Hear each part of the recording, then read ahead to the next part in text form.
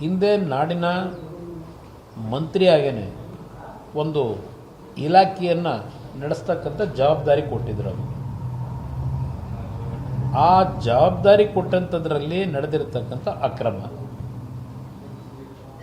ಸರ್ಕಾರದ ಆಗಿನ ಮುಖ್ಯಮಂತ್ರಿಗಳೇ ವಿಧಾನಸಭೆಯ ಕಲಾಪದಲ್ಲೇ ಹೌದು 180 ಕೋಟಿ ಅಲ್ಲ 84 ಕೋಟಿ ಅವ್ಯವಹಾರ ಆಗಿದೆ, ದುಡ್ಡು ಬೇರೆ ಬೇರೆ ರೀತಿ ಇದರಲ್ಲಿ ಅಕ್ರಮವಾಗಿ ಡ್ರಾ ಮಾಡಿದ್ದಾರೆ, ಇದೆಲ್ಲವನ್ನು ಮುಖ್ಯಮಂತ್ರಿಗಳು ಅವತ್ತು ಒಪ್ಕೊಂಡಿದ್ದಾರೆ. ಆ ರೀತಿ ಒಪ್ಕೊಂಡ ಮೇಲೆ ಅವರ ರಾಜೀನಾಮೆಯನ್ನು ಪಡೆದಿದ್ದಾರೆ. ಈಗ ಮತ್ತೆ ಮಂತ್ರಿ ಏನು ಮಾಡಿದ್ದಾರೆ, ಈಗ ರಾಜೀನಾಮೆ ಪಡಿಬೇಕಾದ್ರೆ ಅಲ್ಲಿ ಅಕ್ರಮ ಆಗಿದೆ, ಅಕ್ರಮದಲ್ಲಿ ಅವರು ಜವಾಬ್ದಾರಿ ನಿರ್ವಹಣೆ ಮಾಡತಕ್ಕಂಥದ್ದು ವಿಫಲರಾಗಿದ್ದಾರೆ ಅಂತಲೇ ರಾಜೀನಾಮೆ ತಗೊಂಡಿರೋದು. ಈಗ ಮತ್ತೆ ಅದೇ ವ್ಯಕ್ತಿನ ನೀವು ಮಂತ್ರಿ ಮಾಡ್ಕೊಂಡ್ರೆ ನೀವು ಎಷ್ಟರ ಮಟ್ಟಿಗೆ ನಾಡಿನ ಜನತೆಗೆ ಸಂದೇಶ ಕೊಡ್ತೀರಿ? ಇವತ್ತು ಮಂತ್ರಿ ಸ್ಥಾನ ಉಳಿಸ್ಕೊಳ್ಳಿಕ್ಕೆ ಜಾತಿಯ ಒಂದು ನೆರಳನ್ನು ದುರುಪಯೋಗ ಪಡಿಸ್ಕೊಳ್ತಕ್ಕಂಥದ್ದು ಯಾರಿಗೂ ಶೋಭೆ ತರಲ್ಲ, ನನ್ನ ಅಭಿಪ್ರಾಯ. ಅದರಿಂದ ಸರ್ಕಾರ ತೀರ್ಮಾನ ಮಾಡಬೇಕು ಈ ಇಶ್ಯೂನಲ್ಲಿ. ಯಾತಕ್ಕೆ ಇವರು ಈ ಮಂಡತನ? ಹಿಂದೆ ತಪ್ಪಾಗಿರ್ತಕ್ಕಂಥದ್ದು ನೀವೇ ಒಪ್ಪಿಗೆ ಕೊಟ್ಕೊಂಡು ಮುಖ್ಯಮಂತ್ರಿ, ಆಗಿನ ಮುಖ್ಯಮಂತ್ರಿ ರಾಜೀನಾಮೆ ತಗೊಂಡಿದ್ದೀರಿ. ಈಗ ಮತ್ತೆ ಯಾತಕ್ಕೆ ತಗೊಂಡಿದ್ದೀರಿ? ಯಾವ ಕಾರಣಕ್ಕೆ? ಬಹುಶಃ ಕೆಲವರು ಹೇಳ್ತಕ್ಕಂಥ ಪ್ರಕಾರ, ನನಗೇನು ಆ ಮಾಹಿತಿನ ಅದರ ಬಗ್ಗೆ ನಾನು ಡೆಪ್ತ್ಗೆ ಹೋಗಿಲ್ಲ. ನನ್ನ ಗಮನ ಇರೋದು ಇವತ್ತು ರಾಜ್ಯದಲ್ಲಿ ಬರಗಾಲ, ರೈತರು ಬೆಳೆ ಹಾಕಿಲ್ಲ, ಹಲವಾರು ಭಾಗದಲ್ಲಿ ಆತ್ಮಹತ್ಯೆಗಳು ನಡೀತಾ ಇದೆ. ಇದೆಲ್ಲ ಡೈವರ್ಷನ್ ಆಗ್ತಾ ಇದೆ ನನ್ನ ಅಭಿಪ್ರಾಯ ಇದೆ.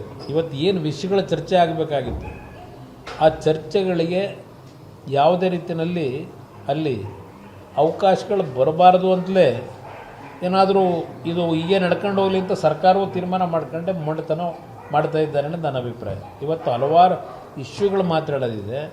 ಬೆಳೆ ವಿಮೆ ಹೆಸರಿನಲ್ಲಿ ರೈತನಿಗೆ ಧೋಖಾ ಆಗ್ತಾ ಇದ್ದಾರೆ, ಮೋಸ ಆಗಿದೆ, ಬೆಳೆ ವಿಮೆ ಹಣ ಬಂದಿಲ್ಲ, ಈಗ ಹಲವಾರು ರೀತಿ ಸಮಸ್ಯೆಗಳಿದೆ.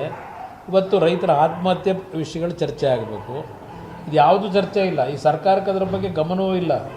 ಈ 3 ತಿಂಗಳಾಯ್ತು ಏನೋ ಗೊತ್ತಿಲ್ಲ. ಈಗ ಈ ರಾಜ್ಯದ ಮುಖ್ಯಮಂತ್ರಿ, ಈಗಿನ ಮುಖ್ಯಮಂತ್ರಿ ಬಂದು ಯಾವತ್ತಾದರೂ ಒಂದು ದಿನ ಈ ನಾಡಿನ ರೈತರ ಬಗ್ಗೆ ಅವ್ರು ಚರ್ಚೆ ಮಾಡಿದ್ದು ಏನಾದರೂ 3 ತಿಂಗಳಾಯಿತು ಮಾಧ್ಯಮದ ಸ್ನೇಹಿತರನ್ನು ಭೇಟಿ ಮಾಡಿದಾಗ ಎಲ್ಲಾದರೂ ನೀವು ಕೇಳಿದ್ದೀರಾ?